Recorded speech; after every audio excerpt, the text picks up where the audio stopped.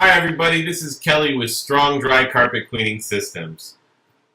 What we do here at Strong is we help carpet cleaners to maximize their potential and maximize their revenue, all without killing their pocketbook. We started this business with hopes to get anybody that wants to in this industry and get them up and running quickly and very inexpensively and get them out there making money just like all the other top franchise guys. We specialize in marketing material, websites, dry carpet cleaning equipment and machines, and that's what we're talking about today. Today we're going to talk about how to use the Strong VLM CRB machine. So let's get going. Here it is. This is the Strong VLM CRB 15 TM4 machine. It's a 15-inch dry carpet cleaning, counter-rotating brush machine. So here we go. Now, the first thing you ever want to do when you're cleaning carpets is vacuum. Vacuum, vacuum, vacuum. Do a very, very thorough vacuum. Just don't zip over it real quick. The more dirt you can get out with that vacuum, the easier it's going to be to get out now instead of when it's wet in the carpet. So always do a thorough vacuuming. That's super important. Can't skip that step. A lot of people do. Don't skip that step. Step 2 is to pre-treat the carpet. I use electric pump sprayers here in my carpet cleaning business, and I feel that it just gives you a much better even flow and distribution of your product onto the carpet. And keep in mind, you're not trying to saturate the fiber. You're just trying to put a light mist on the outside. All the dirt's stuck on the outside mostly. If you've got areas that are completely saturated with a huge stain, then you can get them a little bit more wet, but never try to get liquid down to the base of the carpet. So you always know how much volume is coming out of your sprayer. Spray it on your hand and so you can tell what's coming out of there, and just make sure you're not saturating anything, but you want to get it good and moist.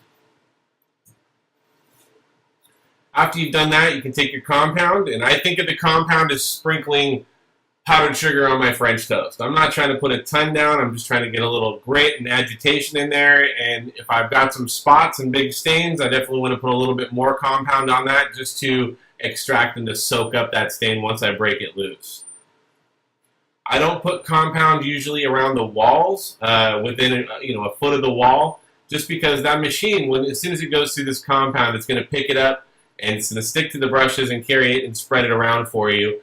And if you have a pile right next to the wall and you run the machine up to it, it's just going to run it up onto the baseboard and you're going to be cleaning it off there anyway. So I try to keep the compound a bit generally on the spots and on the traffic lanes and away from the walls as a rule of thumb.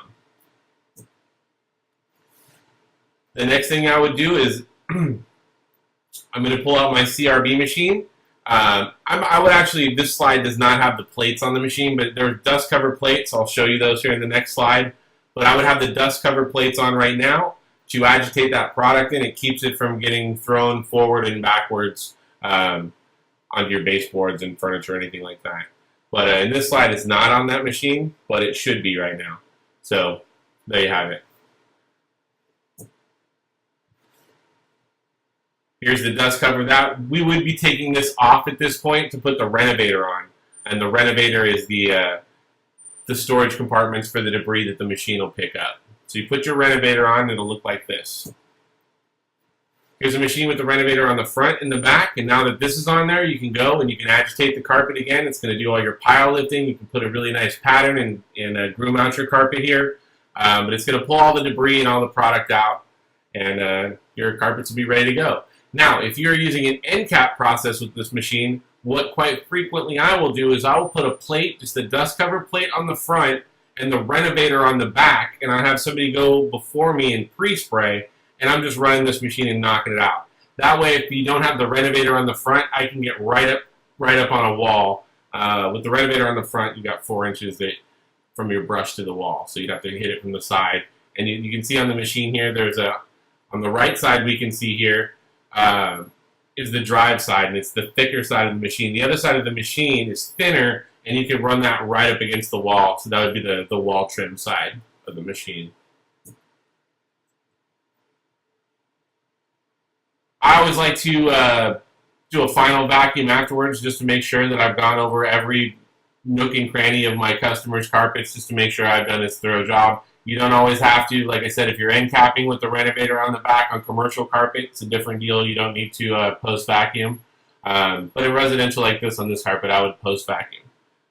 But that's really preference up to you. I just suggest doing it. I'd like to thank you for watching this video, and that's it. It's that simple. 9 steps and you're there. This one doesn't count. This is a picture of my dogs. I figured I'd give them a cameo on the video here. It looked like they wanted to be in this video, so I included them. That's Willie and Henry there.